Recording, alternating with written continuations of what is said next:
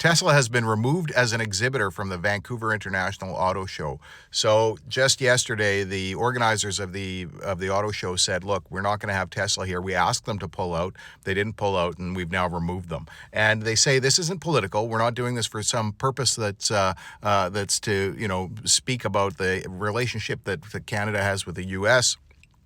or Elon Musk dismantling the U.S. government. No, they're saying they're doing this to protect the public and the exhibitors, the guests who are coming.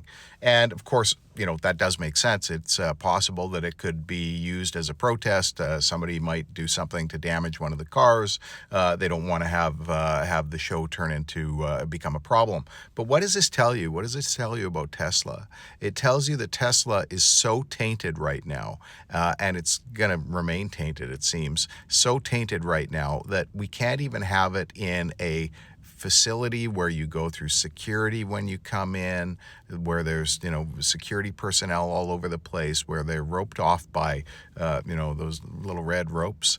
That is how bad it is. That is how bad it is. And if you're thinking about Tesla's fortunes in the future, and you consider the fact that we can't even have them in a public space where and have it be safe.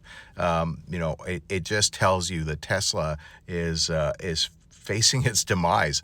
I cannot imagine how Tesla is going to survive. One of the large shareholders has now asked Elon Musk to step down. I would imagine when Musk steps down, it seems almost inevitable. It's just going to happen at some point. And when he does, there'll be a bump in the share price for a little while, but people aren't going to go back to buying the cars. So the smart shareholders at that point, when they get that bump, will dump Tesla fast. And then, we'll see what happens to it. But I suspect we're going to see a bankrupt company within a couple of years here. And what does that mean for people who have Teslas now? I mean, Teslas seem to have to connect to the corporate internet every once in a while and have firmware updates. And, Teslas apparently are communicating back and forth and monitoring their drivers and other things around them. And so one wonders whether or not they will have any support, any warranty support for a Tesla when Tesla's gone bankrupt. Not a chance. The liabilities that accumulate when a company has existed for a while, especially a car company, are significant. And those liabilities will be the final kicker when sales have dropped to next to nothing. And lastly, I keep thinking to myself, the damage that Musk has done to Tesla, the brand, mismanaging it by not being there actually operating it, shareholders would be in a position, I think, to look to potentially sue Musk personally for the damage that he's done to the brand. And I would think that, there'd be a lot of people who would get behind that.